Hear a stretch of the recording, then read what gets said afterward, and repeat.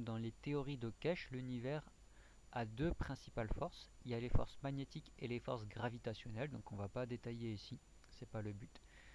Mais en tout cas, du coup, quand on fait en sorte que dans un même objet lié ces deux forces magnétiques et gravitationnelles, on obtient quelque chose de magrave, c'est-à-dire quelque chose de équilibré.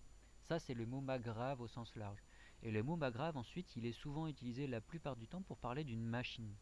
Alors, c'est quoi cette machine? Là, ce qu'on peut voir, c'est que on voit deux bobines, et en fait, il y en a quatre.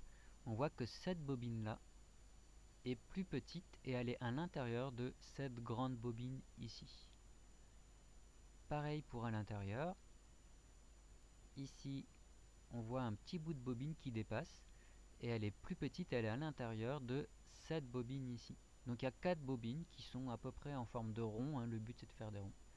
Et si on fait 3 étages de ça, un étage ici, un étage là et un étage là, on rajoute des condensateurs et d'autres trucs, on les relie ensemble, etc. Donc ça, il faut faire un stage magrave hein, pour le faire correctement. Quoique les infos, elles sont sur internet quand même pas mal, hein. Il y en a qui se débrouillent avec ça. On obtient un magrave. Ça, c'est une unité magrave, c'est-à-dire quelque chose qui va pouvoir utiliser les énergies magnétiques et gravitationnelles dont parle Keshe.